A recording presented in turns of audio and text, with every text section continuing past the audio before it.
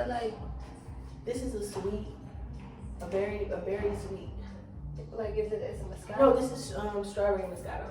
Oh yeah, Do you know like the differences between wines? Yeah. See, I'm just now learning. Like I had a Merlot today, and that got me there. I was like, okay. I do not like Merlot. me neither. No Merlots? It's disgusting. No. But it got me there. I drink it. It was free. I'm not a big fan of cabs either. Who? Cabernets. Oh, you're all like. Cabernets are like chalky. Yeah. It's you have to have it with steak. Okay. So what's a good wine to have with like fish? It depends on which fish, and it would probably You be work in a white restaurant, so wine. you would know. Like salmon. Salmon, it would be a white wine. It's a specific white wine, I'm sure, out there in the world. I'm not like fan, like I don't know for sure, but I like wine that has like a little. So I guess it would be like a Moscato, has like a little champagne type deal to it. oh yeah, so like I guess you would like a spark, like a rosé. Rosé, yes. That's my thing. Well, let's get into the show. Hello, everybody. Welcome to Wines Day. It's me, Markeyia. Simply Markeyia. I'm joining everybody on this page. We'll wind it down later on. If you have any questions or you want to be updated on anything that I have coming up, I want my co-hosts to introduce themselves and they'll tell you where they're from. Hi everyone, I'm Mercedes. I'm a makeup artist in Indiana, obviously. I'm from Indiana, what? Gary to be exact. Oh wow. Yeah. And I know some people from there, so I said It's crazy. It never happened. Never been to Gary, Like, Indiana. It's like no one ever lives there, so you'll see like every now and then you run into people, but it's really rare. Yeah. Well, I'm Bree. You guys remember me from last week. I'm from Albany, New York, upstate. I'm a loctician, got a whole bunch of different business avenues I'm going down, but other than that, yeah, hey y'all. All right, and anybody who's new to Winding Down, excuse me, the wine's getting to me. I want you to know that this is a show just to bring beautiful elite women together from different walks of life, so we can cross promote and then have real discussions, because we need that midday wind down. Well, this is more of night, but right in the middle of the week, so we can kind of like crush down and compress all of the things that we deal with throughout the week. So that's the point of this. And tonight we're going to talk about emotional health. I want to know how you guys balance your anxiety, your fear, your love, and your anger. So this is going to be a wide range of things we can talk about. Emotional health can really go pretty deep. So I'll kind of start with myself. When I think of emotional health, I think of your physical and your internal. Sometimes we fake it and pretend everything's great because here we can filter it, but we go through it. And you have the burdens of the stress of work, the burdens of relationships, the burdens of your kids. Okay, so for me, personally, I've worked with a lot of people that I don't necessarily get along with. We cordial, we always cordial, don't get me wrong, because money comes first at the end of the day. But I think that's how my mindset is when it comes down to confrontation in the workplace. Like nothing's gonna stop me or get in the way of my money. You know what I mean? If it's a girl, you know what I mean? I guess I'm verbal. Okay. Definitely verbal. Because like I feel like once you know how I feel about whatever situation or just tension in general, we can move past it. But that awkward not knowing and just being around each other every day and trying to figure out what's her problem, you know what I mean? You would know. So that way you can act accordingly. See, for me, you will see it on my face first. Before I verbalize it. You gotta get me to the point where I'm like, okay, enough is enough, before I just kind of go for it and just say, all right, this is what I need to say because this is what's happening. So for me, you're gonna see it on my face first, and I don't know what's gonna come out my mouth. I try to keep it professional if you're in a professional setting, but for the most part, you have to let it be known sometimes. You just can't let it ride. Yeah. What about you, Bree? You deal with clients every day, so. Right. Because I mean, I've worked a job before, and when confrontation has come from like working a corporate job, if I felt any type of animosity or, any tension, I actually will go to the person and be like, look, I just feel like, it's never an issue where like I'm like looking at them like, I just feel like it's always they feel some type of way about me. Used to be like that. Yeah. And so I was just like, for example, this was when I first moved to Atlanta. There's this girl, and I had transferred to her club, the gym, and it was just like she just never would look at me. She wouldn't talk to me, and I'm just like, oh my gosh, like I love everybody. I'm just that type of person. So I'm like, does she have a problem with me? Like, can you guys tell me what's wrong? Can you ask her, does she like me? And I'm just trying to figure it out. So this one day I just said, look, I don't know what's going on. I don't know if you got the wrong impression about me, but I want to be your friend. Like, I didn't do anything wrong. And then now we're like the best of friends now. Like, literally, we're like close still to this day, 4 years later. But when it comes to like me working in my own business, and I have a conflict with somebody when it comes to like my clients, like not agreeing with a certain, for example, when I go up on prices. Gotcha. And I had a client, he was just like, oh, well, the work has to go up too. I'm like, I ain't gonna lie. I was like, nigga, my work always been A1. You still keep coming back. Yeah, but prices do change. F you, So but it does get hard because when it's dealing with my money, it's like, whoo, all right, let me just calm down, bring it here, talk to them, and then they still come back. For anybody that's just tuning in, our topic today is emotional health, but I asked the ladies in a professional setting it more verbal because sometimes we dive right into it and say what we need to say, and then sometimes we'll kind of filter it and kind of hold it in. So Bree and Mercedes both shared how they react to things, and like I said, I usually show it on my face before I actually verbalize it, and it becomes stressful sometimes because if you would have just said it from the beginning, you didn't have to go through that emotional roller coaster within yourself. So it's a little weird, but I do have a question. What's the question? So like, you ever had an issue at work with somebody? Do you get more angry or do you get sad? For me, it's more angry because my time is invested, and I feel like, why can't you get this shit right? Mm-hmm. Yeah. See, with me, it's sad. I'd be about to cry. Really? Yes, I'd be about to cry. I'd be like, is it frustration cry though? Yeah, or is it it's more so. Okay, I'm the same way. Frustration. Yeah, Okay. yeah, because I'm like, want to just like, why is this happening to me? Yeah. Okay. Yeah. Okay. So, how do you balance your fear and your love for your business? This is a good question for y'all. But what do you think? Running a business, anxiety, and the love for your passion. I think for me, it took a lot for me to get over the fear of like, oh shit, I'm out here. You know what I mean? Like, ooh, I'm out here without a rope, without a safety net. I'm just out here. And I think like, once I got the response that I wanted, or just any response really, it was it for me. And then I ain't really have no more fear because that initial like putting your foot in the water, that's the hardest part. You know what I mean? That's where all the fear comes from. It's like, because you literally you stepping out on the ledge and you don't know if there's anything underneath you.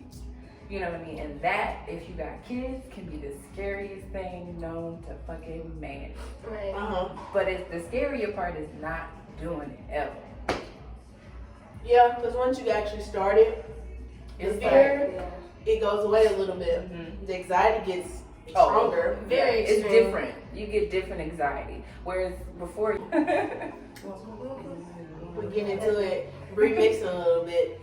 That's what we do here. yes, sir. No judgment. Well, No actually, judgment. it's Moscato. It's just apple Moscato. So strawberry and That's apple Moscato. Okay. But I wanted to say something on that fear.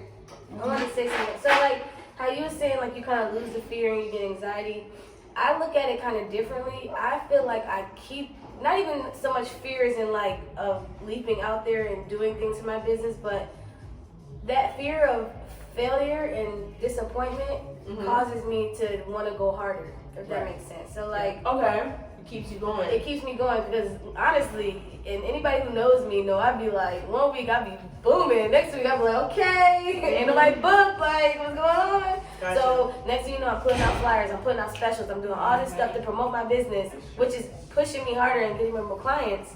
And it's like, because of that fear, I can't go back. Like I cannot go back to where I used to be. I can't go back to charging $20, but no, I'm not. It's just unacceptable yeah. when you got bills to pay and you have goals.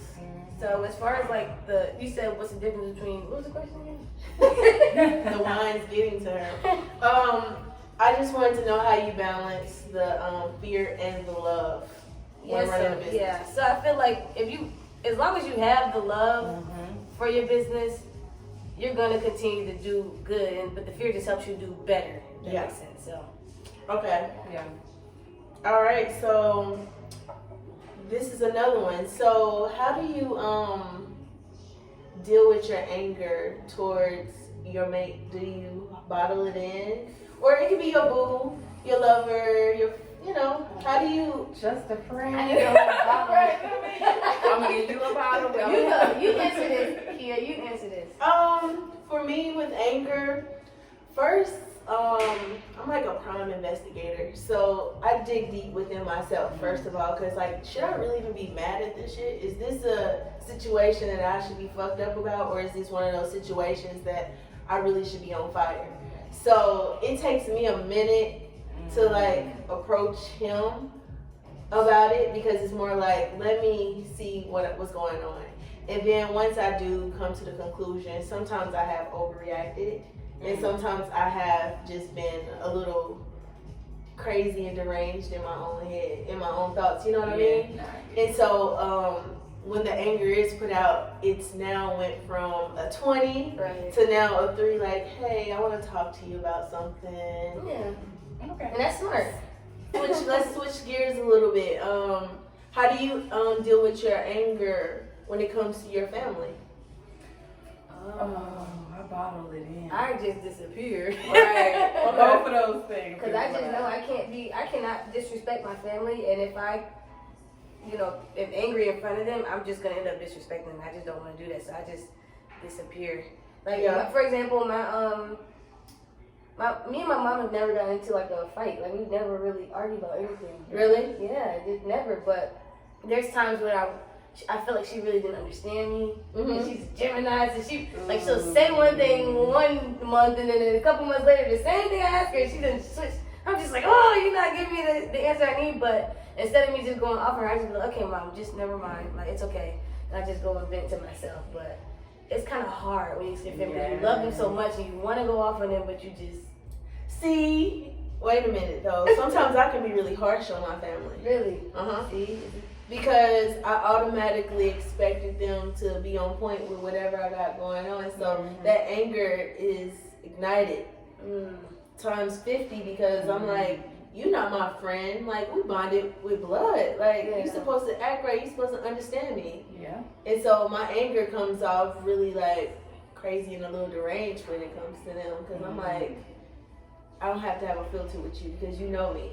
It's true. That's true. I can see, yeah. Yeah. I'm both. A little bit of both? I'm right in the middle. Yeah. Just because, like, for so long, I didn't say anything to my family. Just anytime they used to irritate me, I just be like, you know what, whatever. Don't really care anyway. You know what I mean? So it's just like, I just go off. And I think once I got older, I realized how much that hindered me. Yeah. Not saying anything to the people that I should be able to say something to. And it caused me to not want to say anything to a lot of people that did me wrong. Or, caused me to like hold a lot of things. And then I was like, oh, one day I was like, no. This is how I feel. Right. And this is how I feel about you. And this is how I feel about you. And I just I love y'all. But this is how I feel now. Watching my uncle wife and that side, I be like, grandma, they not gonna come in. I'm like, y'all not gonna speak to my grandma? Like, that part of me is just like, but as far as just my immediate family, it's just a little harder for me. Well, also too, I've been known to just kind of ghost on my family. If you piss me off, I don't even really have a reason to talk to you at this point. I still love you, but sometimes I question if I still even love you, Yeah. Everybody does. It's normal. And you get to the point where you just like, I'm gonna cut this person off. Right. Not saying that you're never gonna talk to them again, but this is maybe not our season. And we totally disregard that because we forget that time is not promised. Right. So then we're all reminded of how much we love our family when somebody dies, somebody gets sick, somebody is going through something way more drastic than the situation at hand. Yeah. and you click back into it. Yeah, I gotta reach out to them. Whatever we was arguing about was dumb. Yeah. And it's like, it really was. And you put it aside and say, you know, whatever. Because it's not that deep. You know, hey, something that I learned, and I usually go by, I was told this when I was really young. It was a quote. It was, God would never allow us to experience pain without purpose. Girl, you preaching. Okay, to the quiet. And so, you know, I always took that into almost all situations that I deal with, even though sometimes we totally forget that God is there for us. Our mental health can be a lot stronger, but you're not going to go through all of these things for nothing. For nothing. Right. That's Some people will, because they won't learn the lesson. right. Okay, yeah, some people are totally in denial. They just go through the pain and just think life is punishing me. Life is just not on my side. They're not But looking for the light at the end of the tunnel. They just it's a lesson and a purpose in all of it.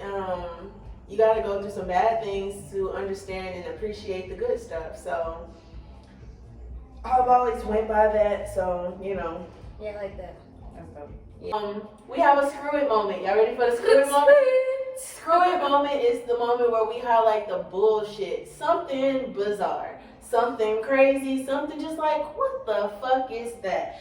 So, this was on NBC News, okay? Y'all ready for this one? This is a good screw it moment. Okay, so Mrs. Destiny Waite, she caused a fire. So one person is dead. First of all, we're gonna say, you know, Mr. Jerome Kaiser, we're sorry that this happened to you. Rest in peace. Let me get into what happened to Mr. Jerome Kaiser. He died from the smoke of a fire that was caused by Destiny Waite. She was throwing hand sanitizer, do you hear me? Hand sanitizer on her girlfriend, trying to set her on fire in a 5-story building. 30 people were hospitalized due to her actions. She is in jail. Her girlfriend is okay. Despite her throwing hand sanitizer and trying to set her on fire, her girlfriend is okay, well and alive. However, Destiny has all the severity done to her body because she tried to set someone on fire and it backfired on her. So not only is she in jail and someone died because of her actions, she's now burnt. I hate to be insensitive, but okay. She's now burnt.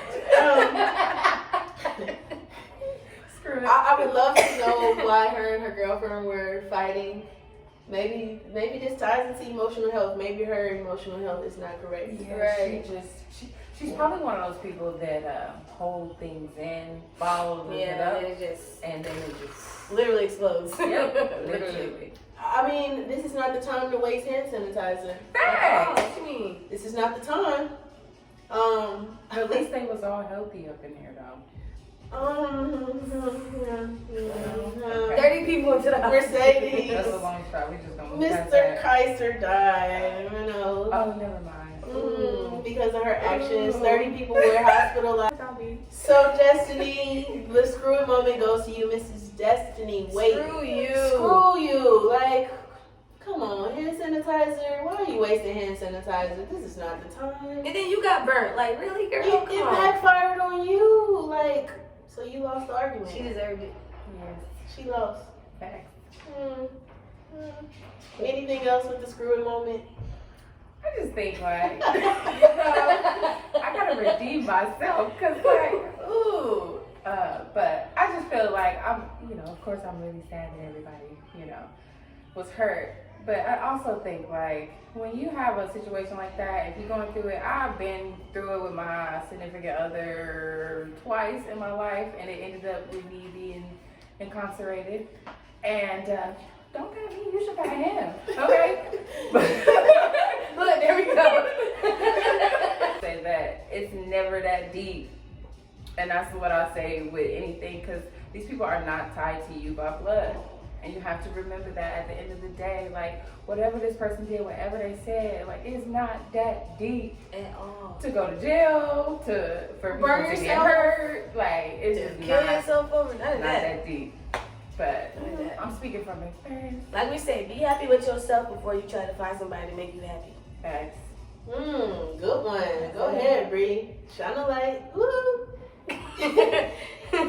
For real though. You know, also while we're talking about emotional health, hold on. Go ahead, Bree. Oh, wait, Fill wait, up. wait, wait, There you go. While we're on emotional health, how do you guys coexist with people that have mental issues that are not obvious but do come? That I mean, because it happens. We do live in a world where a lot of people have undiagnosed. Man, let me tell you. Honestly, when it comes to that type of, I've dealt with this before, and I don't know if it's because of the type of person I am. Me being the type of like caregiver type person, I get these people that have all these like, you know, mental illnesses and things like that. How I coexist with them is, I mean, you treat them like they're normal people. They just have a difficulty with accepting and processing certain things. So you just like kind of just guide them, be there for them, be that shoulder, and just show them where the real help is at. Like, don't think that, like, that's another thing. Try to coexist with people who have mental illness, like your family and friends. Don't say, oh, you can talk to me. Like, I'm here for you. They can, but you need to point them in the direction of a professional. Like, that's one thing about the Black community is that we always just want to, oh, let me, you know, you can call me, I'll talk to you, I'll tell you what to do. No, we don't have the best advice. We need to send them to somebody who can actually give them, like, that real advice and that real direction, because that's what's ultimately going to save them in the end, or, you know, try to help save them more than you can in the end, so. But coexisting, you know, don't treat them any differently. Just let them know that you're there for them, but there's also more help besides you, so. What do you think, Mercedes? I've dealt with somebody with mental health issues that everybody around them knew, but they refused to get help, and we offered it. Okay. Several They declined it. Oh, no, ain't nothing wrong with me. There's something wrong with y'all. Black culture. You know, and it was like, okay, well, nobody wants to be around you in this negative space and this attitude, you know. Yeah. And so I'm like, for me, it's something you kind of just, if they don't want to get help, you have to distance yourself. Yeah. Family, friends, because that negative energy and then that whatever they got going on is going to affect you. It's going to impact your life, whether you realize it or not, you know. And if they are trying to get help, then that's when you support them on their journey to get help. Mm-hmm. Don't try to help them. Unfortunately, I have met people who have mental issues that use their medication and their mental illness as a crutch to act a damn fool. Yep. Damn. Yep. I witnessed that more times. And you have to draw the line if you can be sympathetic to that. Yeah. I'm sorry that you have this mental illness. I'm sorry that you take medication for it, but you still have common sense. Yeah. You know right from wrong. And we have those people that still use it as a crutch, and they like, oh, I'm crazy, or I have this, I have that. Yeah, like, I'm bipolar. Right. Are you? Right. But you have enough sense to know to tell someone I'm bipolar, so you know that something has been done that was inappropriate or shouldn't have been done. Mm-hmm. I'm not insensitive to people who have mental illnesses, but you cannot continue to use that as a crutch around me, like, oh, I have this, so I did that. Oh, I have this, so I did this. Right. At some point, I draw the line and say, well, sharpen the fuck up. Right. Because you got enough sense to tell us what you did and the reason why you did it, you got enough sense to not do it at all, honestly. Please, with your businesses and dealing with different clientele, how do you stay inspired to improve your work? For me, I have my muses, I would say. Maybe not a muse, but maybe like somebody that I am inspired by. And if I see something they do, because you know they're constantly trying to perfect their skills, and if I feel like I'm not there yet, you know what I mean, they doing something different, that gives me the motivation, like, ooh, I got some work, let me go and practice or find a model, or you know what I'm saying, I'm trying to do that. Or me personally, if I do a client and I'm not happy, that's just, that makes me like, ooh, let me go practice because that just wasn't much. You know what I mean? They love it. Don't get me wrong. Like no one leaves unhappy, but it's just for me and my personal perfectionism. It's just like I need this to be A1. Right? Yeah. You know, and so that pushes me to like, okay, yeah, let me step up my game. What about you, Brie, with your clients and different people that you meet on social media? Because social media is ultimately part of the reason why we gain clientele too. Yeah, so for me, the money is the motive. I'll be afraid of. No, honestly, like, just seeing where I came from and knowing that, okay, if I make this change, that possibly could put more money in my pockets, make people happier, expand my network. I've done so many different people's hair, like celebrities, all that, NFL players, basketball players, and it's just like seeing them on TV, like, oh my God, I did that. That's like, mine. Like I did that. I did his hair, like, and then just trying to share with everybody. It's just like, I could be bigger and greater than this. So let me just keep pushing. Like, yeah, I just gotta get better. I can't go back. So that's just. Do you guys get distracted by being inspired when you have a lot of like weight on your shoulders from like the life, like just life itself? Like, does it distract you from your inspiration, or you keep it totally separate? Separate. Yeah, Yeah. Because like for me, with starting this production, I said if I don't do anything, I'm going to be consistent. I'm going to always be consistent. Promo, I don't care what time of the day. They have things where you can look online where they tell you when to post. I don't go by that. We all have different things going on. We all look at social media at different times. So I said I wanted to be consistent. I didn't have an expectation on followers. I didn't have an expectation on who supported, which we talked about that last week. Support was you missed it. Yeah. I saw it though. Oh, you did? Okay, look, She's all caught up. I just didn't have any expectation for it, but it really was my thing to stay consistent because I get a tremendous overpour of love in the DMs. Like, I have a lot of people that are interested in this project. They're like, let's take this 10 steps further than what you did. I wish I had the best production team behind cameras. Right. We're going to get to that. Facts. We're going to get to that. So I said I want to stay consistent. And anybody that follows me see that I don't play. I'm on it. Okay. That's why I'm here again. Yeah. And keep them coming. We appreciate all the feedback and the love. Speaking of feedback. So... Okay, the reason why feedback is so funny, is because me and Mercedes this week, we had a whole thing about the word feedback. When you hear feedback, do you gravitate towards negativity or positivity? That's what I want to ask you before me and her say anything. Oh, when I hear feedback, probably...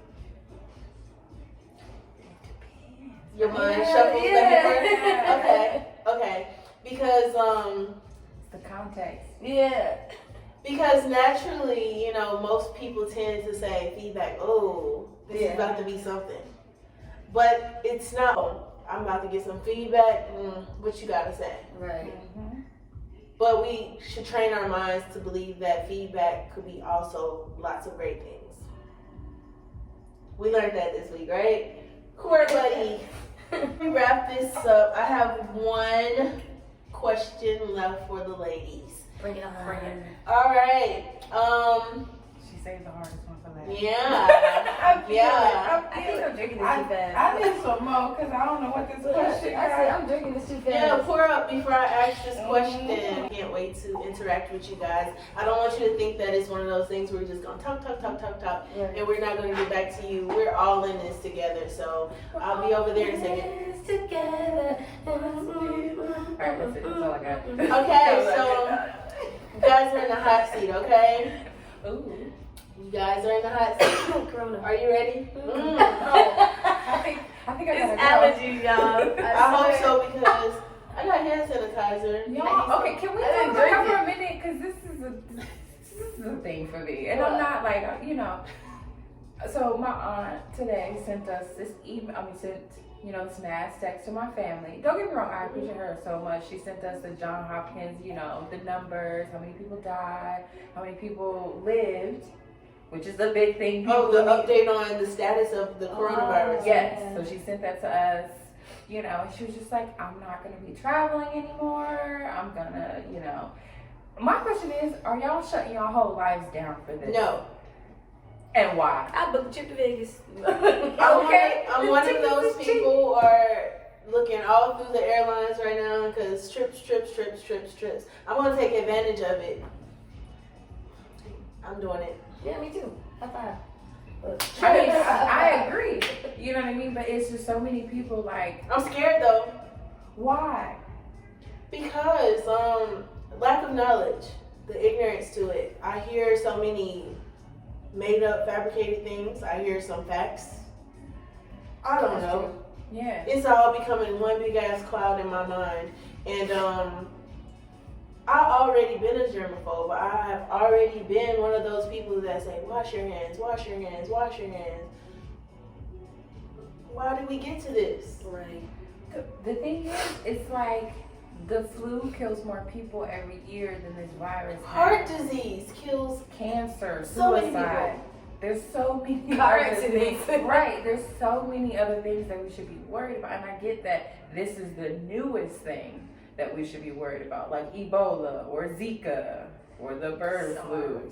You know what I mean? All these things did happen. All these diseases did happen, and it did take the lives of people. But that doesn't necessarily negate the fact that there's people dying every day from just regular ass shit.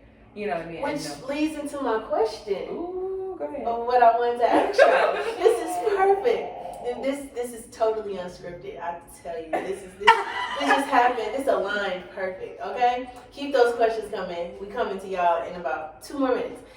But I wanted to ask you, ladies. Now this is a vulnerable moment, okay? Because you're in the hot seat. Okay. What is your weakness when it comes to your business? I Think about it. It's easy for me. Okay. Because it's something that I work on consistently every day. I don't put myself out there enough. Like I can help you with promo. It's more like it's more than promo, y'all. It's like when you are something. Networking? Yeah, it's more of like I am intimidated to just walk up to people and be like, I'm a makeup artist, here's my card. You know what I mean? And it's like I got the cards for that reason. You know what I mean? Because it's something that I know I have to do, and it's it's old school too. Because a lot of people don't even believe in business cards anymore. But for me, I'm old school. Like my license plate say ATL MUA. Well, it will say ATL MUA because like I don't really like to have to speak to you. I want you to come to me because I feel like that's when I know that you're serious. Yeah. Like I can tell you I'm a makeup artist. You can be like, okay, cool. My car gonna end up in the trash. You know, and it cost me $100. You know what I'm saying? So it's like I want to give my business to people who want it. I don't just want to just be out here like, oh yeah, here's my card, and they be like, girl, I got a makeup artist. Why she even come to me? You know what I mean? And so I think that's like that's my weakness. What's your weakness, Bree? No, I think a weakness that I have might be just like not taking my business to the next level like I should. Like I feel like I take baby steps going up, like I told you with the whole fear thing, but I still do it, but just trying to get to the next level. For example, this year, every business should go up in prices, blah blah blah. So this year, I was adamant about it, and I get people who have been dealing with me for like the past, like since I've been living in Atlanta. And they're like, oh, does those price changes affect me? And for some people, I'm just like, you just pay the same price. But now I'm starting to learn, like, no, this is affecting everybody. So I just feel like I keep holding myself back, like keep pulling myself away from where I should be because I don't want to hurt nobody's feelings. I don't want to lose clients, but at the same time, I'll gain those clients that I need. You're gonna gain. When I grow, when I grow. But it's just that's my weakness, really, just playing tug of war. I go tug of war. That's not bad. So I'm pretty sure you guys want to know my weakness, right? Yeah. So, to be completely honest, my weakness is getting involved in too many things and getting away from my ultimate goal. That happens. I am goal driven. I am always just like, yeah. But I also see sometimes I'm getting further and further away from the ultimate goal and the dream. Because we all have that one dream, we live in 2020 now, so we have a few dreams, but you know what I mean? Yeah. That one dream that you like, I gotta do this before I leave. Here before, yeah. And I feel like I'm great at so many other things that I find myself venturing off to other things, and I get further and further away from what was and that's my weakness, and sometimes it makes me sad, and it plays on my emotional health because I'm like, I've always wanted to do A, B, and C. What I'm doing, I'm all the way in M and S or somewhere. You know what I'm saying? I'm in a whole other part of the alphabet because I've mastered these other things. Yeah. Not saying that I can't use those towards that dream, but you know, money takes a toll on us sometimes, so we can't push through certain boundaries. You know what I'm saying? So it that's my weakness, and I hate it. So it makes me sad sometimes, but I then flip that and turn it to a positive. Like, look at you, you got all this other shit going on though. Yeah. How many people you can say that's doing 5 different things That's and they're all successful? Yeah. And then I got people that like are loyal to me, that fuck with me, like people that are like, I got you. Whatever you decide to do. Oh, you wanna do this today? All right, we got you. And so I try to flip it every time I get sad about it. But I do feel myself getting further and further away from my dream. But you're gonna get there. Yeah. I am, because I'm gonna push back into it, but I'm gonna keep this going too. So that kind of wraps up everything we had to say about emotional health. Our screw it moment, if you missed it, was fucking epic. We talked about Destiny Waite. She all fucked up. She in jail. She burnt up. Her girlfriend is okay. Connecticut would never be the same. I am so sorry that happened to that gentleman, Mr. Kaiser. He's 50 years old. He had to lose his life because of Destiny's dumbass actions. That's important.